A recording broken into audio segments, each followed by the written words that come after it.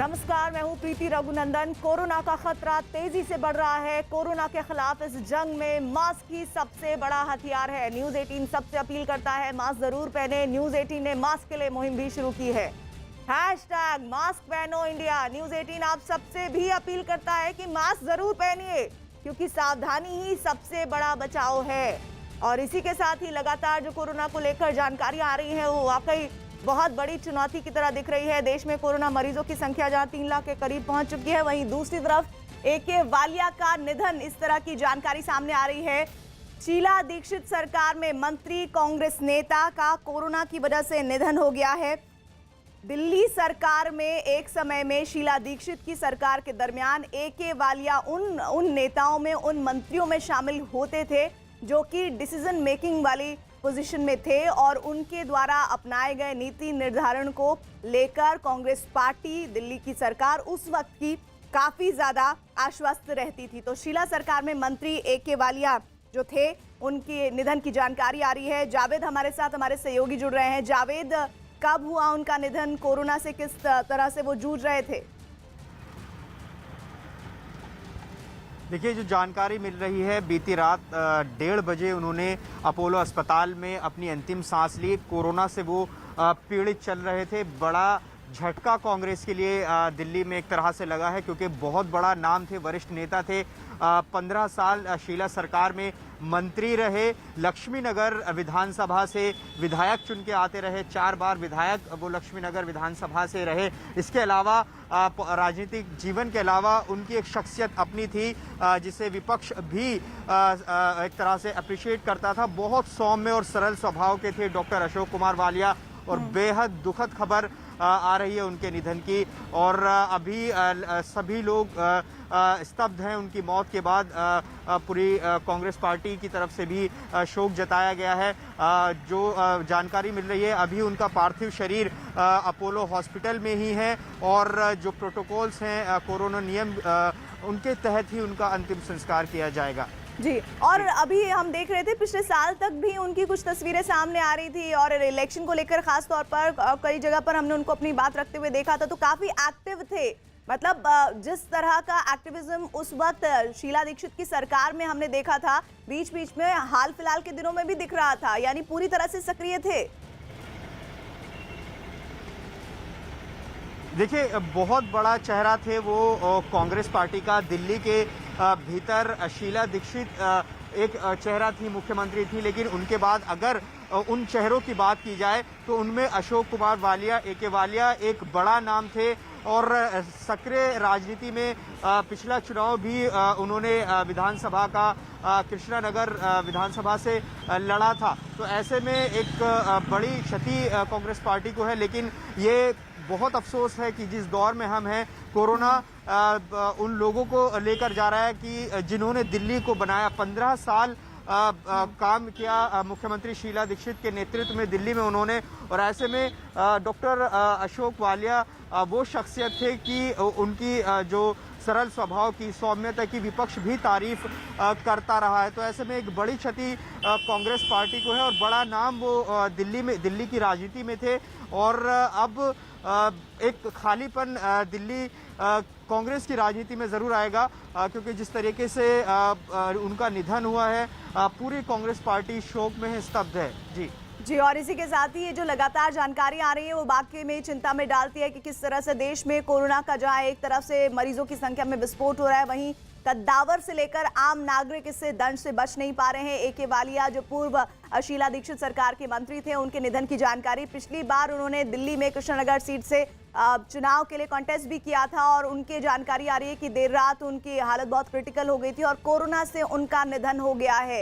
इधर देश में कोरोना मरीजों की संख्या 3 लाख के करीब पहुंच चुकी है, लेकिन इसके बाद भी लोग कोरोना नियमों को मानने के लिए राजी नहीं है। सबसे ज्यादा खराब हालात महाराष्ट्र के हैं। वहां पिछले 24 घंटे में रिकॉर्ड 67,000 से ज्यादा कोरोना के नए मरीज सामने आए हैं, और इस महामारी की वजह से वहां रिकॉर्ड 568 लोगों की मौत हो गई है। अकेले मुंबई में कोरोना के 7,600 से ज्यादा नए मरीज सामने आए हैं और 62 लोगों की जान गई है। इसी तरह नागपुर में 7,200 से ज्यादा कोरोना के नए केसेस मिले हैं और वहां 98 लोगों की जान चली गई है। कोरोना महामारी शुरू होने के बाद से पूरे राज्य में अब तक करीब 62,000 से ज्यादा लोगों की जान जा चुकी है और एक्टिव केस की संख्या 6,95,000 के पार पहुंच चुकी है।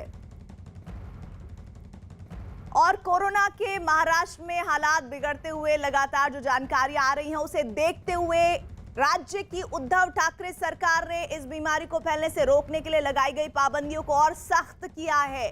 सरकार ने ब्रेक द चेन के तहत सख्त नियमों की घोषणा की है जो अब 22 अप्रैल से यानी आज रात 8 बजे से 1 मई सुबह 7 बजे तक लागू रहेगी। नए नियमों के मुताबिक एक से दूसरे जिलों और शहरों में आने जाने पर पाबंदी लगा दी गई है। सरकारी दफ्तरों में सिर्फ 15% स्टाफ ही आ सकेंगे। लोकल ट्रेनों, मेट्रो और बसों में आम आदमी यात्रा नहीं कर सकेंगे। सार्वजनिक वाहनों का इस्तेमाल सिर्फ मूलभूत सेवाओं में शामिल लोग ही कर सकेंगे। अब कोई भी शादी समारोह सिर्फ एक हॉल के अंदर होगा। कोई भी समारोह 2 घंटे से ज्यादा नहीं चलेगा और उसमें ज्यादा से ज्यादा 25 लोग शामिल हो सकते हैं। कोई भी परिवार अगर इन नियमों को तोड़ता है तो पाया गया तो इस पर 50,000 का जुर्माना लगाया जाएगा। जावेद मंसूरी हमारे साथ हमारे सहयोगी जुड़ रहे हैं, साथ ही पारस दामा भी मुंबई से जुड़ रहे हैं। पारस, इन नई गाइडलाइंस को लेकर फिलहाल किस तरह का हाल दिख रहा है मुंबई में? प्रीति, मुंबई के दादर सब्जी मंडी का इलाका है जहां पे मैं अभी मौजूद हूं। मेरे पीछे हर रोज की तरह आप देख सकते हैं किस हिसाब से जो है वो भीड़ लगी हुई है यहाँ पे। सुबह 7 बजे से लेकर 11 बजे का समय जो है वो निर्धारित किया गया है सरकार की तरफ से, जब लोग जो हैं एसेंशियल चीज़ की जो है सेवाओं का लाभ ले सकते हैं, आ सकते हैं और खरीदी कर सकते हैं। बट जिस हिसाब से पूरी मंडी है, पूरी मंडी में जो है वो भीड़ लगी है, कहीं भी सोशल डिस्टेंसिंग जो है वो नहीं है।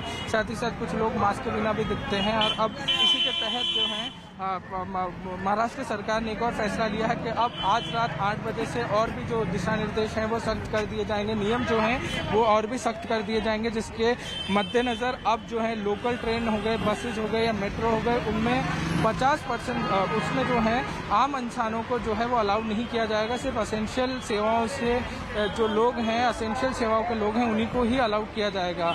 साथ ही साथ जो है कोशिश जारी रहे यहाँ पे, मगर लोग जो हैं वो धज्जियाँ उड़ाते हुए नजर आते हैं। ना ही सोशल डिस्टेंसिंग होती है, ना ही यहाँ पे मास्क पहने लोग नजर आते हैं, जिसकी वजह से चीज़ें जो हैं वो बद से बदतर होती जा रही हैं। जहाँ महाराष्ट्र में हर रोज़ पूरे मुंबई में 7,000-8,000 से ज़्यादा केसेज आ रहे हैं, जो एक बड़ा चिंता का सबब बनती जा रही है।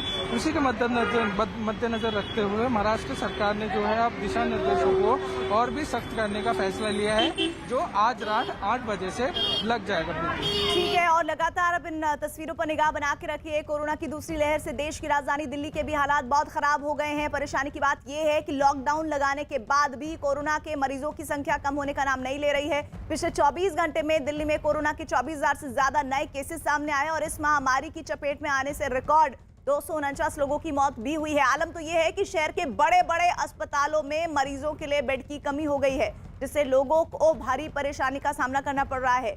राज्य में कोरोना से मरने वाले लोगों का जो आंकड़ा है वो 13,000 के पास पहुंच चुका है और पॉजिटिविटी रेट 31% से ज्यादा हो गया है। यही नहीं, राज्य में कोरोना के एक्टिव मरीजों की संख्या 85,000 के पार पहुंच चुकी है।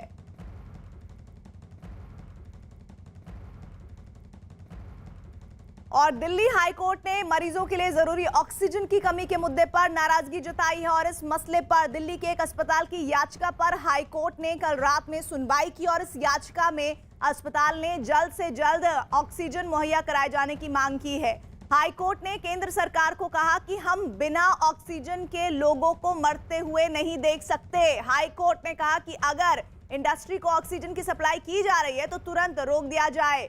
कोर्ट ने सरकार के रवैये पर सवाल उठाते हुए कहा है कि अगर आपको विमान से भी ऑक्सीजन लानी पड़े तो भी उसको तुरंत मुहैया कराने के इंतजाम करने चाहिए।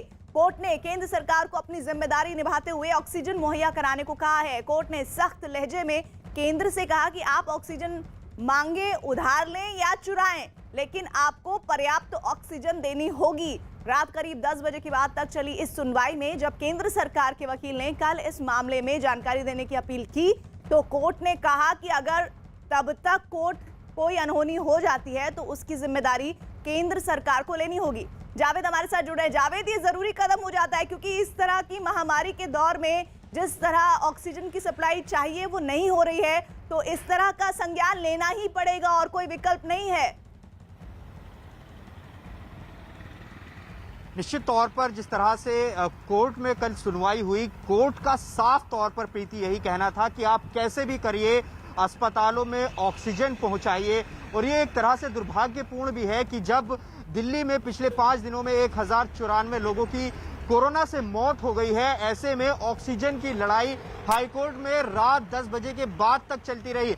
दिल्ली के अलग अलग अस्पतालों से हमें मैसेजेस आते रहे कि अब उनके पास ऑक्सीजन पहुंच गई है, इतने घंटे की ऑक्सीजन पहुंची है। तो ये अपने आप में ऐसे क्राइसिस में, ऐसे महामारी के बीच में ये डर भी है, ये आशंका भी है कि हमारी क्या तैयारियां हैं। तो ऐसे में कोर्ट ने सीधे तौर पर केंद्र से कहा है कि आप कुछ भी करिए, कैसे भी करिए, जो अस्पतालों को ऑक्सीजन मुहैया कराइए। इसके अलावा कल एक जानकारी भी आई थी दिल्ली सरकार की तरफ से कि दिल्ली का कोटा केंद्र ने बढ़ा दिया है। जो 378 टन का कोटा था उसे बढ़ाकर 480 कर दिया गया है। बावजूद इसके कुछ जगहों पर यह खबरें आती रही कि कुछ ही घंटों की ऑक्सीजन बाकी है। ऐसे में मैक्स हॉस्पिटल भी रात हाईकोर्ट गया, उनकी याचिका पर भी सुनवाई हो रही थी। रात मैक्स हॉस्पिटल शालीमार बाग में सप्लाई रिज्यूम हो गई थी, लेकिन लगातार इस पर बहस चलती रही कि सप्लाई रुकनी नहीं चाहिए क्योंकि एक बड़े संकट से दिल्ली और पूरा देश गुजर रहा है। कोर्ट ने न सिर्फ दिल्ली का हवाला दिया बल्कि पूरे देश की बात कही है। तो ऐसे में एक बड़ी सुनवाई कल हुई थी और जिसमें कोर्ट ने सीधे तौर पर कहा है कि कैसे भी करके ऑक्सीजन मुहैया होती रहनी चाहिए। ये जो जानकारी सामने आ रही है जावेद, हम उम्मीद करते हैं कि जैसे ऑक्सीजन की सप्लाई बढ़ी है वहीं उसी तरफ लोगों तक ये ऑक्सीजन पहुंच भी रही हो, यानी कि जो एक हिस्सा है अगर वो पूरी तरह से कंप्लीट होता दिख रहा है तो दूसरा पड़ाव भी उसका पूरा होना चाहिए, तभी असल मकसद पूरा होगा। मास्क के बाद इस महामारी से लड़ने का सबसे कारगर हथियार है वैक्सीन। अपनी देसी वैक्सीन पर अब एक ऐसी खबर है जो कोरोना के खिलाफ लड़ाई में बहुत बड़ा हथियार साबित होने वाली है। भारत में बने देसी टीके कोवैक्सीन पर आईसीएमआर ने स्टडी की है। इसमें पाया गया है कि वैक्सीन हर प्रकार के कोरोना पर बहुत असरदार है। आईसीएमआर के अध्ययन में सामने आया कि कोवैक्सीन SARS-CoV-2 के कई वेरिएंट के खिलाफ लड़ने में सक्षम है। और इतना ही नहीं, इस स्टडी में यह भी कहा गया है कि कोवैक्सीन कोरोना के डबल म्यूटेंट स्ट्रेन से लड़ने की भी क्षमता रखती है, यानी महामारी को जड़ से मिटाने में यह देसी बाहुबली वैक्सीन बहुत बड़ी भूमिका निभा सकती है।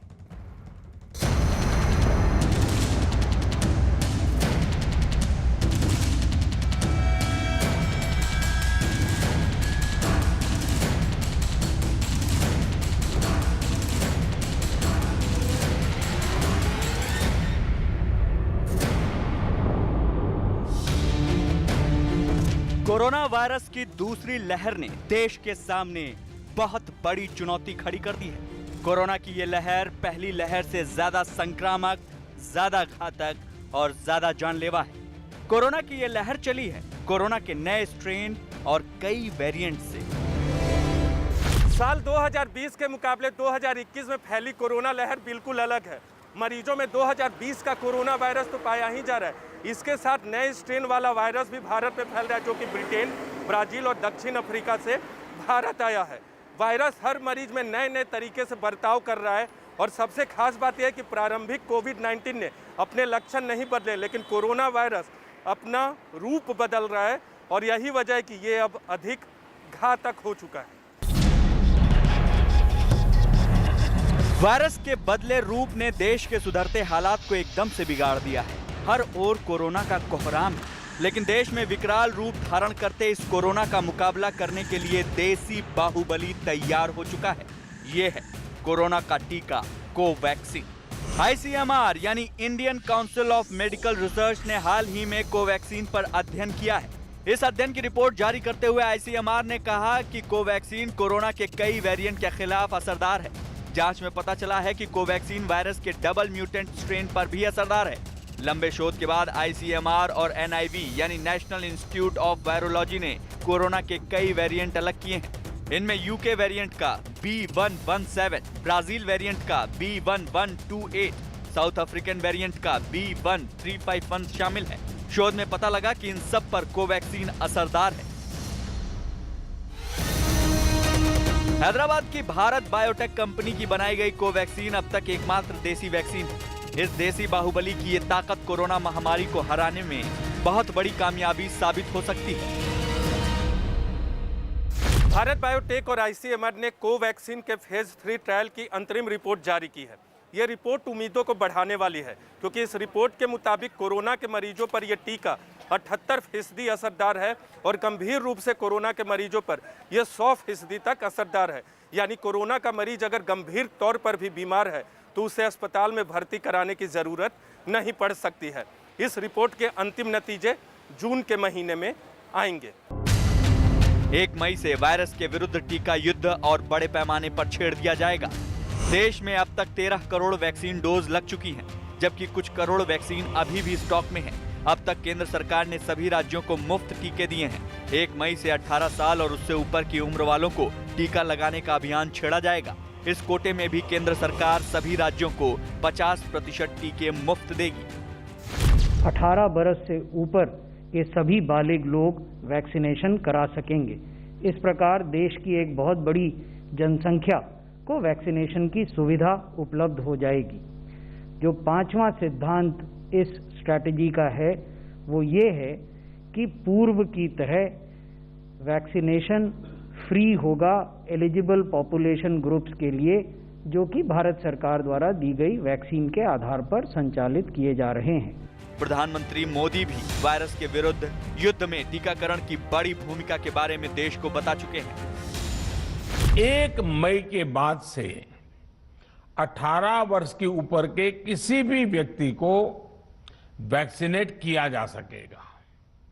अब भारत में जो वैक्सीन बनेगी उसका आधा हिस्सा सीधे राज्यों और अस्पतालों को भी मिलेगा। इस बीच गरीबों, बुजुर्गों, निम्न मध्यम वर्ग के लोग 45 वर्ष की आयु के ऊपर के व्यक्तियों के लिए केंद्र सरकार का जो वैक्सीन कार्यक्रम चल रहा है वो भी उतनी ही तेजी से जारी रहेगा। कोवैक्सीन के कोरोना के हर स्ट्रेन पर असर के बाद इस वैक्सीन का उत्पादन बढ़ाने के लिए भी केंद्र सरकार कदम उठा रही है। यानी कोरोना की इस दूसरी लहर पर कहर बनकर टूटने वाला है अपना देसी टीका कोवैक्सीन।